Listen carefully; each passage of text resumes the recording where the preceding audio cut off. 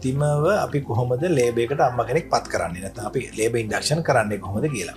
දැන් මේකේ පියවර දෙකක් තියෙනවා. දැන් මුලින්ම අම්මා කෙනෙක් අපි තීරණය කරොත් දැන් මේ බබා බඩ ඇතුලේ හිටිය කාලය ඇති. දැන් බබා ගන්න සලස්සන්න ඕනේ කියලා අපි මුලින්ම කරන්නේ අර යෝනි මාර්ගයේ හරහා අපි ඒකට කියනවා PV කියලා. per vaginal examination කියලා අපි ඇඟිලි දාලා විශේෂ මහත්තයෙක් අපි පරීක්ෂා කර බලනවා කොච්චර ප්‍රමාණයක් මෙයාගේ ගැප් ගෙල ඇරිලා තියෙනවද, ඊට අමතරව ගැප් ගෙල කොච්චර ප්‍රමාණයකින් කොට වෙලා තියෙනවද, ඊට අමතරව බබාගේ හිස කොච්චර ප්‍රමාණයක් පාත් වෙලා තියෙනවද කියලා ඒ කරුණු කාරණා අපි ඒ ඩිජිටල් පරීක්ෂණයකින් නැත්නම් අපි කියනවා PV පරීක්ෂණයක් කරලා අපි තහවුරු කර ගන්නවා. ඒ තහවුරු කරගෙන අපි ඒ අවස්ථාවේ තීරණය කරොත් මෙයාගේ මේ ගැප් ගෙල පොඩ්ඩක්වත් සූදානම් නෑ ප්‍රසවයට යන්න කියලා. උදාහරණයක් කිව්වොත් ගැප් ගෙල වැහිලා, ගැප් ගෙල දිගයි, බබාගේ හිසත් ගොඩක් උඩින් තියෙන වගේ අවස්ථාවක මුලින්ම කර යුත්තේ අපි ඉන්ඩක්ෂන් ඔෆ් ලේබර් ප්‍රොසීඩියර් එකේදී බෙහෙත් වර්ගයක් තියෙන ප්‍රොස්ටාග්ලැන්ඩින් කියලා. ඒ බෙහෙත අපි යෝනි මාර්ගයට ඇතුල් කරලා මේ ගැප් ගෙල ඇරීමට සැලසීම.